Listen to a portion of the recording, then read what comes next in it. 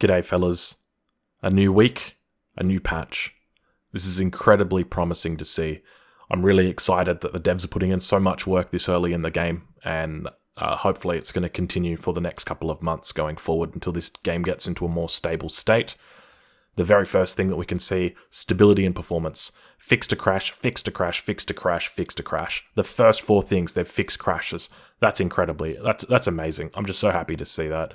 They've also implemented some safeguards against a potential crash related to the home city, and a whole bunch of things for additional checks for several out-of-sync errors.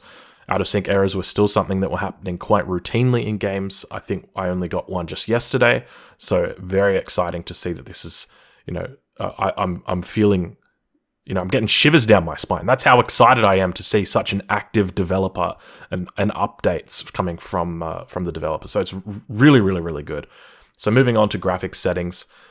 So now the graphics settings now default to the minimum specifications, and then you probably have to move them up. They've updated the treasure nodes to ensure that the guardians are outlined when hidden behind the treasure structures. Bam. Hopefully that's finally fixed it for people. The unit alpha on treasure guardians couldn't be seen whatsoever. I had this issue all the time. You'd had to select your explorer crack shot ability, and then you'd have to hover behind the treasure and you'd be able to find the second guardian, or in some cases the first guardian. So hopefully the treasure guardians will no longer be invisible. All right. They've removed unnecessary weight from the catamaran to prevent it from appearing submerged beneath the water. That's interesting. Catamarans have probably got the funniest animation when they die, so hopefully it doesn't affect that. All right. Audio. Not a lot there. Let's move down onto the UI. Updated the size, color, and added a dark border to shipment numbers to improve their visibility in all HUD layouts. Well, that's good. Improved visibility is always a good thing. Increase the size of the idle villager banner button for all 3 HUD layouts. That's amazing. That's really, really good. Fixed a community reported typo of the country name Colombia. Corrected the tooltip of the Papal Guard politician to no longer reference royal guards. Interesting. That probably doesn't change gameplay. Mana. Tooltip now mentions that it spawns a settler. That's quite important to know. TP. The tooltip before and after it is built is now consistent and correct. Profanity filter. The profanity filter should now only filter the part of the sentence that was deemed profane instead of the entire sentence. So what they've actually said here, the fucking profanity filter should now only filter out the part of the sentence that was deemed profane instead of the entire fucking sentence. Oh, that's very sweet. Oh, all right. Let's get into the nitty-gritty, the gameplay, the good stuff. Revolt decks can no longer be copied. You hate to see it, don't you? There was nothing better. I was actually thinking of starting up a Smurf account where I just copied a Dutch Revolt deck and just started shipping in 4 Falconets in the 3rd Age. But I guess I can no longer do that. So, it's a good change to see. Revolt cards will be removed from user's deck when a home city is loaded. That's good to hear because I've still got those Revolt decks in my Dutch home city. That includes 6 factories, by the way. Implemented a fix for units being deselected when issuing a command. Oh, thank God. Oh, that was so annoying. While the allow conflicts option was enabled in the settings menu. Increased the radius in which settlers will seek out and collect their respective resources to prevent them from idling when uncollected resources are within view. Oh, this is so relieving. There's been a lot of complaints regarding villagers, especially in the late game when they're on wood, when they're chopping wood, and they just can't acquire new trees. You have to physically move them onto every single new tree, and you're just dealing with constant idles. Even in the early game with some hunts, villagers just won't acquire the new hunts, so hopefully that's been able to fix that up. Fixed an issue which prevented the hunt of animals or construction of a trading post when directly adjacent to a settlement. Let me read that again. Fixed an issue which prevented the hunt of animals or construction of it. Okay. I think I understand. There was a bit of an issue where you try and have your explorer build the trading post. I wonder if that was to do when it was adjacent to a settlement. I'm not sure. I don't remember seeing any settlements nearby, but maybe that's a different bug. Added a construct tribal marketplace hotkey to the legacy bindings. They probably still had the oh no, tribal marketplace. That's not the fire pit. That's the little coin generation thing, isn't it? All right. Added the Train Grenadier hotkey to the Legacy 4 hotkey bindings. Okay. Several buttons will now respond to the initial press rather than the release of the button for improved responsiveness. Change unit, queue, select, banner, and home city shipment. Oh, that's it. That's so good. Sometimes if you were too quick sending your home city shipments, you would go into your home city, click your home city shipment, head back out, and then your home city shipment wouldn't send. So that's a really, really good change. All right, campaign. Fixed an AI crash that could disrupt certain campaign missions, including the Bolivar's Revolt scenario. Historical battles. Fixed an issue where troops would not start garrisoned within Drake's Galleon at the start of the Raid on the Caribbean scenario. What did they do if they didn't start garrisoned? They just hang out on the island? All right, the part you've been waiting for. Civilization balance. The Chinese. Town rickshaw plus 5 villagers now properly respects villager build limits. Okay, so obviously it's a treaty change. That'll reduce the strength of the Chinese in treaty. The Incas, holy moly, look at what they get. All right. The Incas are obviously still in a spot. There's been a couple of different perspectives on the Incas. Some people think the Incas are overpowered. Some people think the Incas are just fine. Some people think that they're a little bit gimmicky. And some people think that the only problem with the Incas is their ability to garrison units inside their forts, and that their forts can have like 30,000 health, which is obviously, it's a little bit of an issue. So let's see if they've been able to address that. So the Maceman now properly gains a brief speed boost after landing an attack, like other hand infantry units. Right, this is something that you can actually observe quite often when you're sieging. You'll notice that your musketeers will go from 4 movement speed to 5.27 movement speed. I think, but yeah, that's hand infantry units. Maybe it's the same thing. Who knows? They've increased the speed of the War Chief from 4.25 to 4.5. That's really good. The War Chief is such an important part of the Incas. To have him at that little bit of extra speed means he's going to be able to be snaring a lot more units. He's going to be really annoying, that War Chief, because he's quite a tank. Adjusted the hand multiplier to have a negative multiplier versus heroes to account for other hidden multipliers. I don't know what that's referencing, but I can't stand hidden multipliers. An example of another hidden multiplier is the multiplier against Chimu runners. So Dragoon units have a multiplier against Chimu runners, but it doesn't show on the UI. And it can be quite frustrating because for newer players especially, they're like, how do I counter Chimu runners? I can't build Dragoons, when actually you can build Dragoons. They've also adjusted the cost of Chimu runners. So Chimu runners now cost coin instead of wood. This means that you're not going to just be able to send 600 wood, 600 wood, 600 wood, 600 wood in the early game and just spam Chimu runners. You're going to have to send... Do they have an infinite coin shipment? Is it just going to be 600 coins, 600 coin? Either way, this is a really good change because it diversifies the cost of the early game units, and it means that you just can't have... Or it means that you don't have 3 units that all cost food and wood, and normally they're weighted more heavily towards food. So it's very easy to macro for. Incredibly easy. You don't even need to think about coin. It's like, oh, if I want to get market ups, I'll get coin. But other than that, I don't need to worry about it. This change aims to address an issue in team supremacy where the unit was considerably more efficient than expected after multiple wood gathering improvements had been researched. It also reduces the civilization's reliance on wood in the treaty game mode and should make gathering and controlling coin mines more crucial in 1v1 matchups. That's definitely true. Yeah. Adjusted the stronghold as follows. Oh, here we go, boys.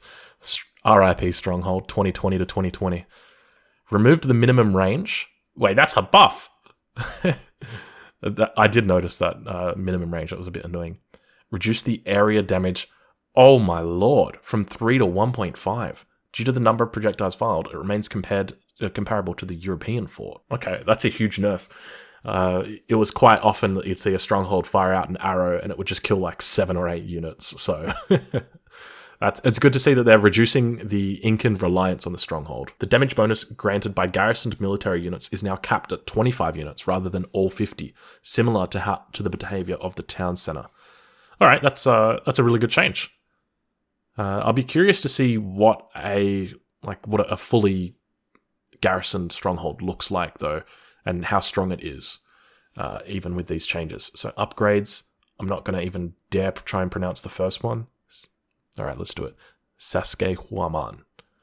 Changed benefits granted to the stronghold from +3 range and 50% HP to +1 area damage and 50% HP. Okay, that's a good thing. Reducing the range means that you're going to be able to protect your mortars a lot more easily, and you're not going to be at risk of entering into that danger zone where you just get one shot by the stronghold. And they've nerfed the big button on estates. So coca cultivation has had its coin trickle reduced from 1 coin a second to 0.8 coin a second. So they've still got that cap of 20 estates that they can create. So that goes from 20 coin a second down to 16 coin a second. So it's quite a sizable nerf. And for cards, Cloud Warriors no longer grants Chimu Runners and Jungle Bowmen increased speed while using their stealth ability. I didn't actually realize that it gave increased speed. That's interesting. I thought it was just that it allowed them to maintain the speed that they had. So I wonder if that was a bug or if that was something else. And then Town Ceremony. If this is what I'm thinking this is the card that became infamous in the War Chiefs expansion at the very beginning because it was combined with other cards like Great House for the Iroquois, and you could essentially just have like these 20,000 HP town centers. So I'm just going to Google Town Ceremony AOE3 just to double check.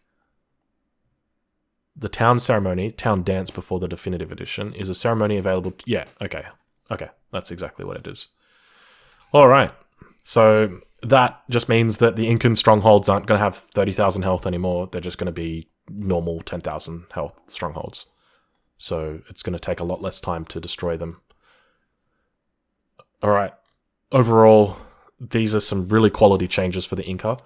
I think overall, it's definitely a nerf for them. The power of the Incas are undoubtedly reduced here. It's interesting to see the change to Chimu Runners. It sort of diversifies them out a little bit more, makes the Incas a lot less reliant on wood. And to see that stronghold change as well, that's an exciting thing to see. I've been very fortunate in that I've not come up against someone who's been able to use the stronghold against me yet. So I'm glad I didn't get to witness the true power of it, but I've seen many replays and watched a couple of streams where I've seen it, and it is quite frustrating to have to deal with. Alright, so let's have a look at the Indians. The villages delivered by the Ottoman consulate now also grant +4 to the villager build limit for the purposes of treaty balance. So that's a nice little buff there for the Indians. It means that they can rebuild those 4 villages if they get them, if they lose them. The Japanese upgrades. For the consulate, fixed an issue where choosing to end relations or isolation would not properly restore unit attack damage to pre-isolation levels. Units will no longer gain a permanent, stacking, +2% increase to their damage by starting and ending relations with the consulate. I didn't realize that was a bug. That is an incredibly interesting bug. That would have made some very funny games where it actually reach, especially in treaty, they could reach, 300-400 attack? Oh gosh. Alright. Lobbies and matchmaking. Improve the display of civilizations and flags on the loading screen into a ranked match. That's a great change. Fixed a rare issue where spectators could be trapped on the waiting for players screen if a player exited while the spectator loaded into the match. To be honest, I've not had much to do with spectating. In the beta, I was able to spectate one game successfully, and ever since then, I just haven't really tried to do it. So I'm not sure if the spectator mode is functional or how functional it is, but it's good to see that they're fixing up bugs where spectators are trapped, because we don't want spectators being trapped. AI disabled the ability to revolt, excluding South Africa, while a treaty is still active. Okay, so this means that if you're playing some comp stomp in treaty, you're not going to be up against an enemy who's revolted at 14 minutes and they're just sitting there with their army and they've got no economy at all. Implemented a fix for long loading times into certain mortar maps with a nomad start. Okay. It's curious that they found that bug. That's a very specific bug. Modding. Mods can no longer be utilized in ranked multiplayer matches. Okay. Ranked game invites can no longer be extended to other players when mods are installed. I like that. There was a little workaround there that you could do. Multiplayer is no longer accessible after installing a mod until the game has been restarted. New warning messages have been implemented when browsing through multiplayer screens while running mods. So I'm not sure what mod this was targeting, or if there was even a mod that they were targeting, or if they're just being preemptive here. I'm aware of a couple of different UI mods that are currently in the works, but I haven't actually seen anything. So it's good to see that they're being preemptive here in anticipating it, or they're addressing something that's happened. This is ideally you're avoiding having people with an advantage over others. Ideally, you want everybody to be having the exact same thing. One of the mods I would really like to have in a competitive setting would be a minimap magnifier. I'd love to be able to have my minimap much bigger on my screen than what it currently is. Obviously, with the resolution that I play in, my UI element's the same as everybody else. It's just I can see a lot more on my screen. And so it means that my UI elements being so small in relation to my screen, they often, they're right down in the corner. It can be a bit difficult to see. All right, an ongoing investigation. All right, so we've got units getting stuck in immobile objects. So there are several unique circumstances which can result in units getting stuck in objects, and we're looking to track down and fix them all. That's really good. I was actually playing against an Indian on Kamchatka, and his explorer got stuck in the trading post. And I didn't realize it until about 30 minutes into the game. So, that probably would have made a huge difference to him, because I remember when he attacked me at about 6 minutes with 15 of the muskets or the sepoys from the Indians. He only brought one explorer with him. So had he had two, perhaps he would have won. Ongoing investigation into issues with attack move. Oh my gosh, please. We've read your reports and want to continue working on improving the behavior of and fixing issues related to the attack move command. Wonderful. So many times you use attack move and it's just like, oh no, this was a move order. This wasn't an attack move order. This was just move. I was never going to be doing attacking. So that's really good to see. And adding additional treaty options to ranked. Of course, we're working on new tools for you to use in your game. So it's exciting for treaty games. The more options, the better. Though my fear is that when you open up more options, especially in ranked queue, the consequence is you're going to dilute the player pool down into, you've got, oh, well, I only want to play 40-minute treaty, and I want to play 40-minute treaty with blockade. I want to play 40-minute treaty without blockade. So it's curious as to how they're going to handle that. Explorers can refuse to build trading posts. We're sending out marshals to have a word with them. Okay, so they still haven't fixed this issue. I thought it might have been solved with the previous, in this patch, but unfortunately not. And ongoing stability improvements. So really, really solid patch notes. Incredibly exciting to see. I don't think there's a single change in here that is questionable. Every single thing is on point. It's so relieving and exciting to see that, the adults are in charge of making balance changes. There's no children making balance changes here. These are all really, really good changes.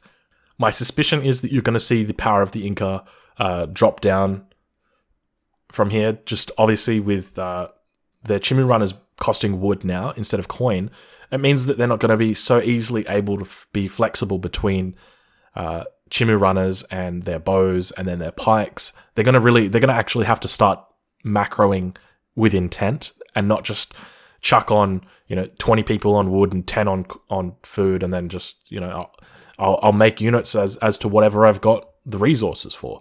So it's definitely going to increase the skill floor for the Incas. I'm not sure whether this is actually going to, reduce their tier.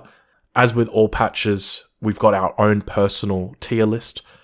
Over the last patch, my tier list has changed. One of the things that I've realized was that in the last patch, when the map pool changed, it actually changed in the opposite way to what I expected. So I was expecting that there would be more maps in the standard pool that wouldn't have TPs. That was not the case. It is now the case that every single map has trading posts, which means the Ottomans, they're back up into the S tier. And the nerf on Sweden, even though it was a nerf, it wasn't significant. Karolians are still incredibly strong in the mid and the late game. The Torps are still overwhelmingly powerful in the early game. So Sweden and the Ottoman and the Germans are still all top tier civilizations. The Inca, another civilization that's moved up on my list, just simply because of how difficult they are to deal with with their stronghold. As a result of this change, we might expect to see them drop down from being an A tier civilization to, maybe the top of the B tier or mid B tier. We'll see how it plays out, and we'll see what happens in the new patch, but it's exciting to see these patches coming so quickly. The developers obviously really care about the game and making sure that the community is active and the community is getting the updates that it needs. This game isn't being forgotten about. In conclusion, this is an amazing patch. I'm really, really excited. They're doing a wonderful job. So keep up the good work, fellas. For those of you who haven't already joined the Discord, I encourage you to head over and take a look. We've got a lot of good resources on there, including deck picks. So if you're interested in seeing those, make sure you join up. This weekend, we're also going to be holding a weekend barbecue from 2 p.m. CST to 10 p.m. CST. You can join us on all Saturday. We're going to be playing free-for-all games, team games. We're going to be doing ranked games and unranked games. We're going to be playing absolutely every game mode that there is. We're all going to be doing it together on the Discord. There's going to be a couple of channels that will open up so that you can find a game more easily for yourself. Or if you just want to hang out, feel free to drop in, feel free to drop out. Other than that, I hope that you've enjoyed the video. Thank you for watching. Coming out of my base and I've been booming just fine.